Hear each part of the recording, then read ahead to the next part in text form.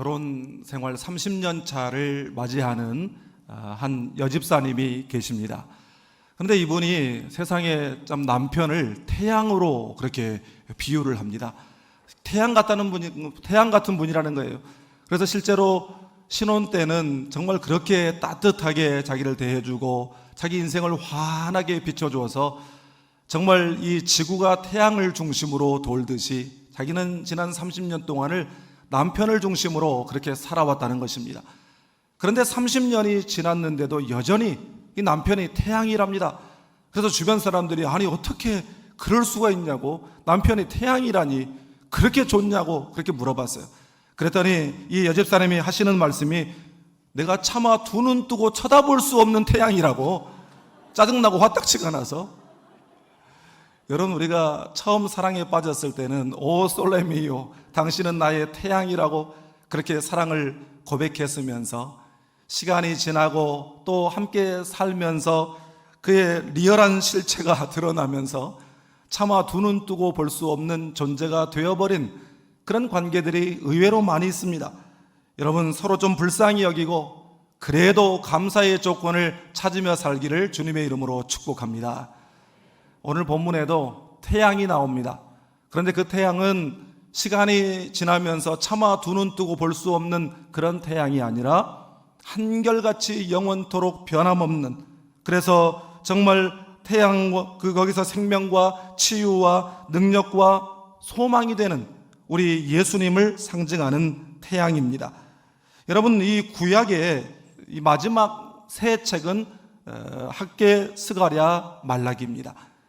이 학개, 스가랴, 말라기는 포로 귀환 이후의 시대의 내용을 기록한 성경인데, 그 중에서도 학개와 스가랴서는 모두 다 성전 재건에 대해서 무관심하고 나태해져 있는 백성들을 각성시키고 독려해서 어서 빨리 성전을 재건하도록 촉구하는 내용인데 반해서 이 말라기서는 학개와 스가랴의 지도로 성전 재건이 완공됐지만 수십 년이 지나도록 이제 택한 백성에게 임하리라는 그 영광이 임하지 않고 여전히 이방 제국의 압제 아래 고달픈 생활만 계속되는 현실 앞에서 하나님의 그 계시와 언약을 신뢰할 수가 없고, 그렇기 때문에 하나님의 말씀에 순종할 필요도 없다라고 하는 그런 생각이 만연해 있는 그 이스라엘 백성들의 죄를 지적하고 영적 각성을 촉구하는 내용이 바로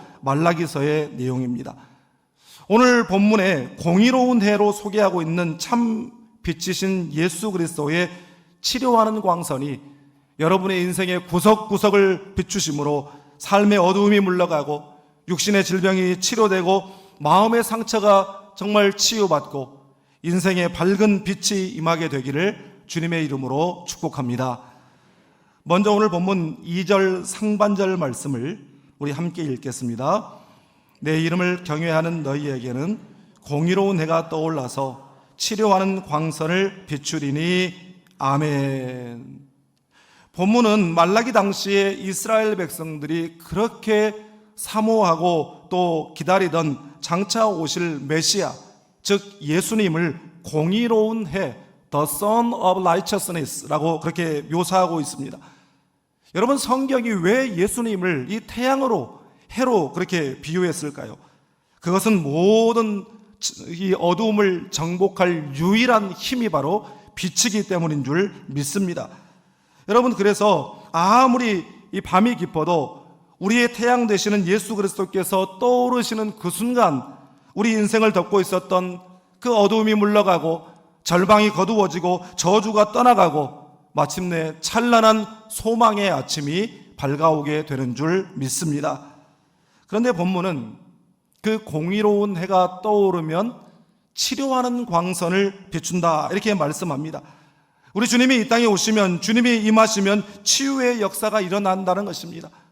이 어두운 곳, 병든 곳, 상처가 있는 곳, 더 나아가서 영혼이 죄의 결박 아래 묶여있는 그곳에 치료의 광선이 비추어지면 병든 몸이 나음을 얻고 마음의 상처와 염려, 근심, 불안, 걱정들이 다 사라지고 영혼을 묶고 있던 죄의 결박의 사슬이 끊어지고 자유가 선포될 줄 믿습니다. 그런데 이 본문에 치료하는 광선이라고 하는 이 말씀에 성경을 보면 이 광선이라고 하는 말 앞에 숫자 1번 각주 번호가 붙어 있습니다. 그리고 그 페이지 맨 하단에 보니까 그 1번에 날개라고 이렇게 되어 있어요. 실제로 이 치료하는 광선이라고 할 때 이 광선이라고 하는 말은 히브리어 카나프라고 하는 단어를 쓰는데, 이 카나프라고 하는 단어가 바로 날개, 가장 끝, 가장자리라고 하는 그런 의미를 가진 단어입니다. 여러분, 이것은 태양에서 나오는 이 광선이 마치 빛의 날개처럼 보이기 때문에 그렇게 표현한 것도 있겠지만, 이 주의 날개 아래, 그러면 이것은 은혜를 상징하는 것입니다. 룻기 2장 12절에 보면 룻과 보아스가 처음 만나는 장면이 거기에 기록이 됩니다. 그런데 이 룻에 대한 소문을 이미 익히 들은 보아스가 룻을 향해서 이스라엘의 하나님 여호와께서 그의 날개 아래 보호를 받으러 온 내게 온전한 상 주시기를 원하노라 그랬습니다. 이 그의 날개 아래, 여호와의 날개, 바로 이 날개가 카나프라고 하는 단어입니다. 뿐만 아니라 다윗도 시편 17편 8절에서 나를 눈동자같이 지키시고 주의 날개 그늘 아래에 감추사 그랬어요. 주의 날개 그늘 아래, 바로 이 날개도 카나프라고 하는 단어를 번역한 것입니다. 이러한 용례들로 볼 때에 주님이 비추시는 이 치료하는 광선은 하나님의 그 은혜 속에 보호와 사랑의 의미가 있는 것입니다. 여러분, TV 프로그램 중에 우리 아이가 달라졌어요 라고 하는 프로그램이 있어요. 이 프로그램은 이상행동을 보이는 이 유아나 어린이들의 문제점을 고쳐주는 그런 프로그램입니다. 그런데 이 유아 전문가들의 이야기를 들어보면 어린아이들의 이상행동은 그 형태가 천차만별이라는 거예요. 그런데 놀랍게도 나타나는 증상과 형태는 천차만별인데 그 대부분의 이유는 비슷하답니다. 그 이유는 무엇이냐면 부모로부터 정상적이고 올바른 사랑의 빛을 충분히 받지 못했기 때문이라는 거예요. 그래서 아이들이 그런 이상의 행동을 보이는 것은 나를 좀 봐달라고, 나 여기 있다고, 사랑해달라고 하는 그런 신호라는 것입니다. 어릴 적에 그렇게 부모의 보호와 사랑을 충분히 받지 못한 사람들의 특징이 있답니다. 물론 다 그런 것은 아니겠죠. 그런데 그 특징 중에 대표적인 것 중에 하나가 무엇이냐면 이 공감 능력이 떨어지는데 그것이 뭘로 나타나냐면 잘 못 웃는답니다. 그래서 무슨 이야기를 똑같이 들어도 다른 사람들은 와 웃는데 그 자기 마음속으로 저게 웃긴가? 그렇게 시니컬하게 그걸 반응한다는 거예요. 사진 찍을 때도 마찬가지죠. 웃게 하려고 우리가 어떻게 합니까? 김치, 치즈, 스마일, 별소리를 다 하는데도 안 웃어요. 제발 좀 웃으라고. 그래서 웃기는 웃었는데 사진 찍어서 보니까 웃는 게 아니라 썩소로 나오는 그런 경우가 많이 있다는 거예요. 그걸 어떻게 고치고 어떻게 치유할 수 있겠습니까? 하늘로부터 임하는 치료의 광선, 하나님의 치료의 그 은혜의 날개, 바로 사랑의 터치밖에 없는 줄 믿습니다. 민수기 6장 24절부터 26절은 아론의 축도라고 불리는 말씀입니다. 우리 이 말씀을 함께 읽겠습니다. 여호와는 내게 복을 주시고 너를 지키시기를 원하며 여호와는 그의 얼굴을 내게 비추사 은혜 베푸시기를 원하며 여호와는 그 얼굴을 내게로 향하여 두사 평강 주시기를 원하노라 할지니라 하라. 아멘. 여러분, 나는 여러분들의 자녀를 향해 또 여러분들의 가정을 향해 손을 들어 이 아론의 축도로 축복할 수 있기를 바랍니다. 뿐만 아니라 복음을 거부하고 신앙을 대적하는 어둠의 권세를 향해서 빛이 있으라 여러분 선포할 수 있기를 바라요.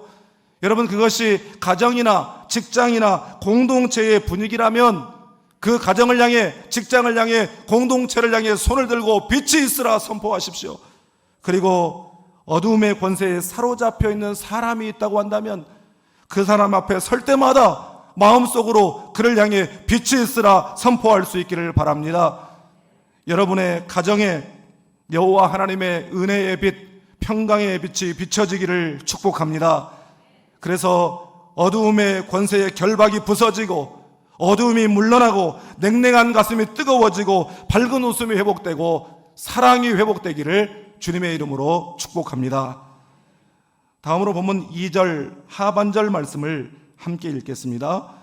너희가 나가서 외양간에서 나온 송아지같이 뛰리라. 아멘. 저도 시골에서 태어나서 시골에서 유년 시절을 보냈기 때문에 지금 이 말씀에 그 장면이 생생하게 저는 제 머릿속에 그려집니다.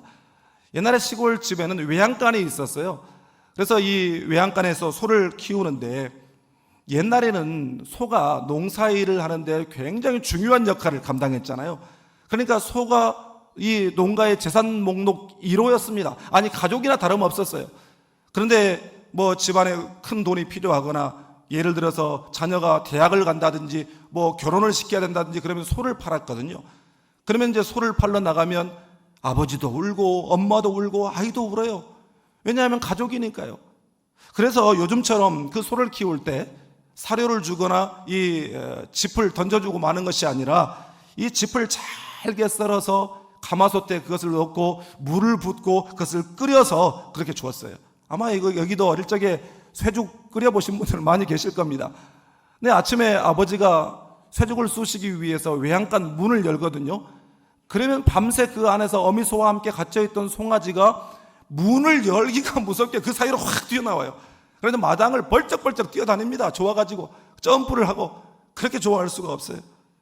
여러분, 현대인들은 너무나 많은 족쇄에 묶여 있대요. 그 대표적인 족쇄들이 시간의 족쇄, 일의 족쇄, 그리고 남들보다 뒤처져서는 안 된다라고 하는 강박관념의 족쇄에 묶여 있다는 거죠. 그런데 전 세계적으로 사람들이 가장 많이 묶여 있는 족쇄가 뭔 줄 아십니까? 스마트폰이랍니다. 그래서 도시화, 과학화, 디지털화 되어 갈수록 족쇄는 점점 많아지고 얽매임의 강도는 점점 높아지게 된다는 것입니다. 여러분, 그러나 이런 것들과는 비교가 안 되는 강력한 힘을 가지고 사람을 얽어매는 족쇄가 있습니다. 그것이 무엇입니까? 바로 죄입니다. 죄만큼 강력한 자발성과 강력한 구속력을 갖는 것도 없을 거예요. 여러분, 죄라고 하는 것이 다 제 발로 그 죄의 길에 들어서게 돼요. 제 발로 그 죄의 길에 들어서게 됐다가 나중에는 그것에서 헤어나올 수 없는 강력한 족쇄가 되어버리는 것이죠. 그래서 죄뿐만 아니라 어떤 것에 대한 중독, 그리고 관계의 깨어짐, 이러한 것들이 사실은 우리로 하여금 자유를 잃어버리게 만들고 기쁨을 잃어버리게 만드는 족쇄들인 것입니다. 그래서 나중에는 이러한 문제들에 깊이 빠져가지고 완전히 out of control, 이 통제가 안 되는 그런 상황. 우리가 자전거를 타고 가거나 운전하다가 갑자기 핸들이 말을 안 들어버릴 때가 있어요. 그러면 아무리 핸들을 꺾어도 내가 원하는 방향으로 돌릴 수가 없는 그런 절대적 구속의 상황이 되어버리는 것이죠. 여러분, 요즘에 TV 뉴스를 보면요, 심심치 않게 빠지지 않고 나오는 그런 뉴스거리가 있습니다. 그 뉴스가 뭐냐면 연예인들이나 재벌 2세들이 프로포폴을 불법 투약하고 복용했다라고 하는 그런 내용들이 종종 나오거든요. 그런데 뉴스에 보면 그 멀쩡한 사람들, 아니 멀쩡이 뭡니까? 멋있게 생기고 예쁘게 생기고 버젓한 사람들, 노래 잘하고 연기 잘하고 인기 많고 돈도 많고, 아니 그런 사람들이 뭐가 부족해서 저런 짓을 할까? 우리는 그렇게 생각하죠. 그런데 사람한테는 남들이 부러워할 만한 외모나 인기나 돈, 이런 것들로는 채워지지 않는 사람 심령의 상처와 공허함이 있는 것입니다. 외모, 인기, 돈이 있다고 행복한 게 아니거든요. 그러다 보니까 자꾸만 잘못된 방법으로 그것을 얻으려고 하고 위로받으려고 하고 거기서 기쁨을 얻으려고 한다는 것입니다. 여러분, 이러한 문제들을 해결할 수 있는 능력은 단 하나, 예수 그리스도의 십자가인 줄 믿습니다. 십자가 위에서 우리의 죄의 문제를 다 해결하시고 다 청산하신 우리 주님의 십자가의 은총의 빛이 그 모든 결박과 구속의 족쇄를 끊어버리고 자유와 기쁨을 주시는 줄 믿습니다. 그래서 우리 주님은 요한복음 8장 32절에서 진리를 알지니 진리가 너희를 자유롭게 하리라, 이렇게 말씀하셨어요. 여러분, 그런데 또 반대로 이 진리로 말미암아 자유롭게 된 사람은 그 진리 때문에 복음 때문에 붙잡히고 갇히고 구속되어도 결박되어도 그 심령이 거기에 묶이지를 않는 것입니다. 여러분, 우리가 잘 아는 말씀인 사도행전 16장에 바울과 실라가 빌립보라고 하는 이방 도시에 가서 복음을 전하다가 붙잡혀가지고 아무 죄 없이 많은 매를 맞고 정말 흉악범 취급당하면서 발에 착고까지 채워져서 감옥에 갇히게 되었거든요. 그런데 그때 그 상황을 성경은 한밤중에라고 표현하고 있어요. 물론 시간적으로도 한밤중이겠지만 그때 그들이 맞이하고 있는 상황이 그만큼 어두운 상황이었다라는 것이죠. 그런데 그때 그들이 뭐를 합니까? 기도하고 하나님을 찬송함에 죄수들이 듣더라. 그 상황에 기도가 나옵니까? 설령 기도가 나온다고 하더라도 찬송이 나옵니까? 갇힌 자가, 묶인 자가, 결박된 자가 뭐가 좋고 뭐가 감사해서 찬송이 나오는 거예요? 여러분, 몸은 비록 결박되고 묶여있고 갇혀있지만 그의 심령은 예수 안에서 자유를 누리고 기쁨을 누리고 있었기 때문에 찬송을 부르게 된 줄 믿습니다. 사랑하는 여러분, 이처럼 찬송에는 능력이 있는 줄 믿습니다. 날마다 찬송 부르며 살기를 축복합니다. 그래서 찬송 부를 때에 하늘 문이 열리고 우리를 자유롭게 하시고 참된 기쁨을 주시는 치료하는 광선이 여러분들에게 비추어지게 되기를 주님의 이름으로 축복합니다. 마지막으로 본문 3절 말씀을 우리 함께 읽겠습니다. 또 너희가 아기를 밟을 것이니 그들이 내가 정한 날에 너희 발바닥 밑에 재와 같으리라. 만군의 여호와의 말이니라. 아멘. 의로운 해이신 주님에게서 치료하는 광선이 우리에게 비추어질 때에 우리가 그때 악인을 밟게 될 것이다 라고 말합니다. You will trample on the wicked. 그 사악한 자들을 짓밟게 될 것이다. 여기서 이 악한 자라고 하는 말은 1차적으로는 우리를 공격하는 악한 영들이나 마귀 사탄을 지칭합니다. 우리가 사는 동안 끊임없이 우리를 괴롭게 하고 우리를 못살게 굴는 그런 마귀 사탄들이지만 결국에는 그것들도 우리 발 아래 짓밟히게 될 것이다, 그런 말씀이에요. 그뿐 아니라 이 악인이라고 하는 이 말은 우리의 삶에 드리워진 불행이나 저주나 고통을 의미한다고도 할 수 있어요. 우리는 원하지 않는데 우리의 삶 가운데 시시때때로 불행이 닥칩니다. 우리는 노땡큐인데 삶 속에서 위기가 찾아오고 어려운 일들, 고통스러운 일들이 우리에게 생겨나요. 이러한 것들 일체를 악인이다, 악한 것이다, 이렇게 표현을 한 것이죠. 심지어 이 악인은 우리의 인생의 마지막 대적이라고 할 수 있는 죽음의 권세를 상징하기도 합니다.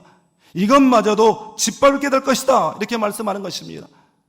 사랑하는 여러분, 우리가 무슨 재주로 예기치 않게 우리에게 찾아오는 불행을 막을 수가 있습니까? 우리가 무슨 힘과 권세로 그 막강한 힘을 가진 사탄의 권세 앞에 우리가 대항할 수 있겠어요? 더구나 그 누구도 피해갈 수 없는, 막을 수 없는 그 죽음의 권세를 우리가 무슨 힘으로 이길 수가 있겠습니까? 우리의 힘과 능력으로는 절대 안 되죠. 그러나 사망 권세를 이기시고 다시 사신 부활의 주님, 그 사탄의 머리를 밟으시고 상하게 하신 예수 그리스도의 그 권세와 능력이 우리에게 임하면 이 모든 일들이 가능하게 되는 줄 믿습니다. 부활의 주님을 내 구주로 영접하고 그 부활의 주님이 내 삶을 온전히 이끌어 가시도록 인생의 주도권을 내어드리면 어떠한 불행이나 저주나 고통 앞에서도 반드시 승리를 경험하게 될 줄 믿습니다. 사도 바울은 고린도전서 15장 55절에서 사망아 너의 승리가 어디 있느냐, 사망아 내가 쏘는 것이 어디 있느냐 그러면서 57절에서 이렇게 고백하고 선포합니다. 우리 이 말씀을 함께 읽겠습니다. 우리 주 예수 그리스도로 말미암아 우리에게 승리를 주시는 하나님께 감사하노니 아멘. 여러분, 나의 힘으로, 나의 경험으로, 나의 지식으로, 나의 기술로 이기는 것이 아니라 오직 우리 주 예수 그리스도로 말미암아 승리하게 되는 줄 믿습니다. 예수님께서는요, 나는 세상의 빛이다 말씀하셨고, 또 우리들을 향해서도 너희는 세상의 빛이다 말씀하셨습니다. 여러분, 어둠은 빛을 이길 수 없어요. 우리들은 다 빛이에요. 빛의 사자들이에요. 빛의 사자들이 있는 곳에는 어두움이 발붙일 수가 없는 것입니다. 에베소서 5장 8절 9절은 이렇게 말씀합니다. 우리 함께 읽겠습니다. 너희가 전에는 어두움이더니 이제는 주 안에서 빛이라. 빛의 자녀들처럼 행하라.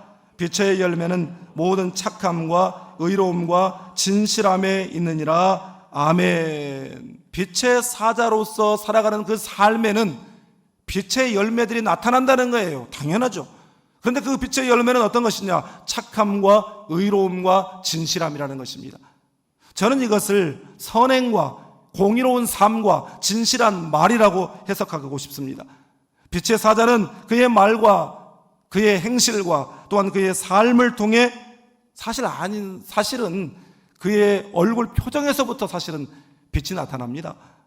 여러분, 미국의 16대 대통령이었던 링컨 대통령이 사람은 자기 나이 40이 되면 자기 얼굴에 책임질 줄 알아야 된다라고 하는 유명한 말을 남겼어요.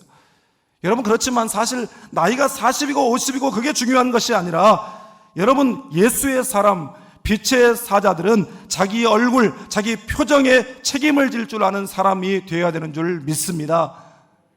예전에 TV 광고에 보니까 이런 말이 나오더라고요. 인상이 바뀌면 인생이 바뀝니다. 속쓰리맨 역시 갤포스, 이렇게 나왔어요. 인상이 바뀌면 인생이 바뀐다는 거예요. 틀림없는 말이죠. 여러분, 우리가 다 빛의 사자들인데 우리의 빛이 능력이 있으려면 어떻게 해야 되겠습니까? 빛의 근원이신 의로운 태양이신 주님을 가까이 할 수 있기를 바랍니다. 주님과 가까이 하는 시간을 많이 보내는 사람이 그의 삶에서 더욱 빛이 나고 그 빛에서 더욱 능력이 나타나고, 뿐만 아니라 다른 사람들을 치유하고 날마다 승리를 경험하며 살아가게 될 줄 믿습니다. 사랑하는 여러분, 여러분의 인생에도 예수 그리스도의 치료하는 광선이 비추어져서 여러분의 인생의 모든 어두움들이 다 물러가고 어두움의 권세가 결박되고 광명한 인생이 되기를 축복합니다. 또한 빛의 사자인 여러분이 가는 곳마다 이 위로와 소망과 치유와 생명의 거룩한 빛의 역사들이 나타나게 되기를 주님의 이름으로 축복합니다.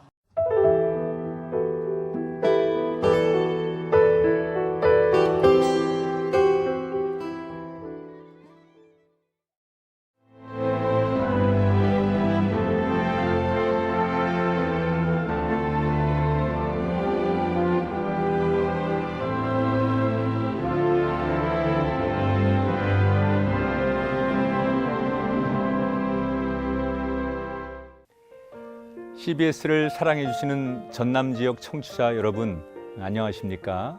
CBS 재단 이사장 꿈의 교회 김학중 목사입니다. 여러분의 사랑과 관심 덕분에 전남 CBS가 순천시 장천동에 새로운 사옥을 마련하게 됐습니다. 이 방송국 사옥이라는 것은 단순히 건물을 짓는 의미에 지나지 않습니다. 전남 지역 복음 전파와 특별히 다음 세대를 위한 미래 비전을 세우는 일입니다. 코로나19로 모든 활동이 중단되고 또 관계가 단절되는 상황이지만 우리 CBS 방송만큼은 우리의 발길이 닿지 않는 곳까지 구석구석 하나님의 말씀을 전하는 위대한 힘을 지니고 있습니다. 이 방송이 믿음의 반석 위에 굳건히 세워질 수 있도록 여러분들께서 벽돌 한 장 한 장씩 쌓아가는 마음으로 전남 CBS를 위해 후원해 주시고 기도해 주시기를 간곡히 부탁드립니다. 여러분의 이 작은 행함이 CBS를 통해서 교회 공동체를 회복하고 누군가의 믿음을 소생시켜 줄 굳게 믿습니다. 여러분 한 분 한 분을 축복합니다.